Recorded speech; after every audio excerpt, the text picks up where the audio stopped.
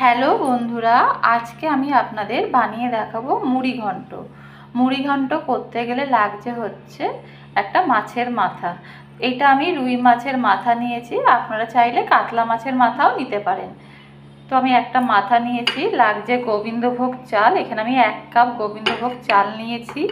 লাগছে আদা, রসুন, টমেটো। এইখানে আমি অল্প অল্প করে আদা আর রসুন ছাড়িয়ে রেখেছি, একটা ছোট টমেটো রেখেছি, এটাকে আমি পেস্ট করব। লাগছে একটা মিডিয়াম সাইজে একটা পেঁয়াজ আমি কুচিয়ে নিয়েছি।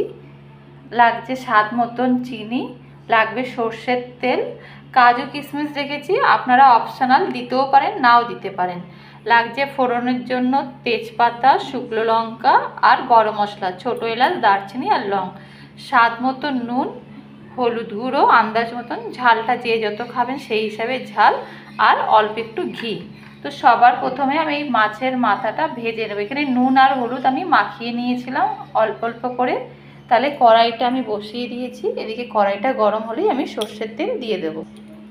সর্ষের তেলটা আমি আন্দাজ মতন দিয়ে দিচ্ছি। মাছের মাথাটা ভাজবো, মশলাগুলো আমি কষাবো সেই হিসাবে। এদিকে আমার তেলটা গরম হয়ে গেছে, এবার আমি মাথাগুলো ভেজে নেব। লাল লাল করে মাথাগুলো আমি একটু ভেজে নিচ্ছি।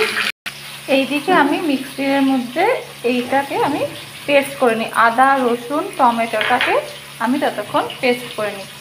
দেখুন মাথাগুলো ভাজা হয়ে গেছে লাল লালভাবে, এবার আমি মাথাগুলোকে তুলে নিচ্ছি। এই তেলটার মধ্যে আমি এইগুলো ফোড়ন দেবো, শুকনো লঙ্কা, গোটা গরম মশলা আর তেজপাতা, এগুলো সব একটু আমি ফোড়নটা দিয়ে দিলাম। দিয়ে আমি একটু নেড়ে নেব।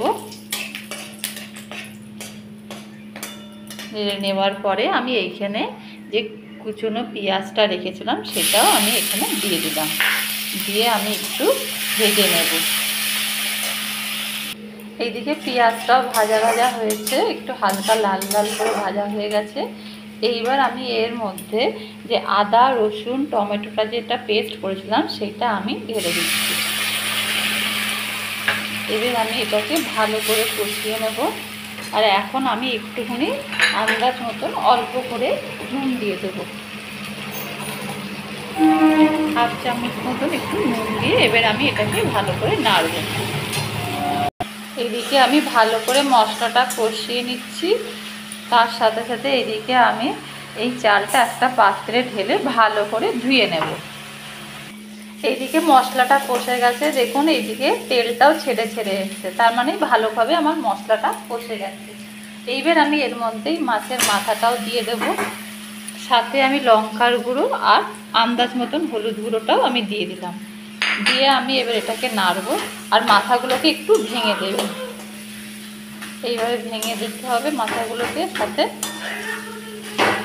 আর এইখানে দিতে হবে হচ্ছে যে চালটা আমি ধুয়ে রেখেছিলাম সেই চালটা এখানে আমি দিয়ে দেব।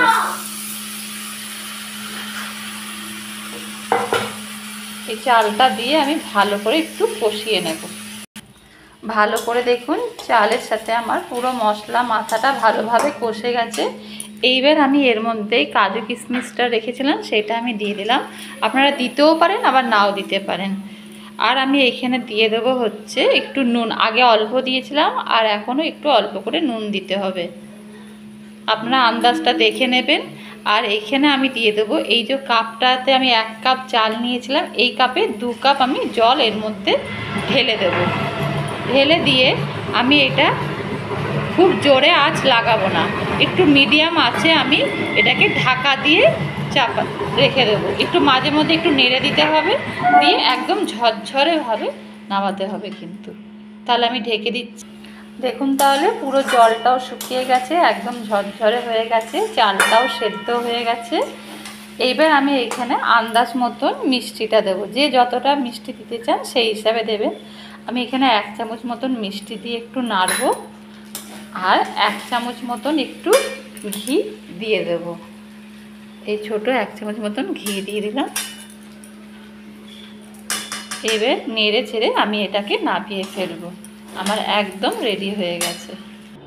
দেখুন তাহলে একদম আমার মুড়ি ঘন্ট রেডি। গন্ধটা কিন্তু খুব সুন্দর আসছে। গরম গরম পরিবেশন করবেন।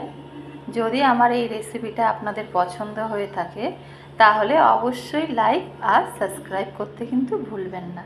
তাহলে আজকে এই পর্যন্তই।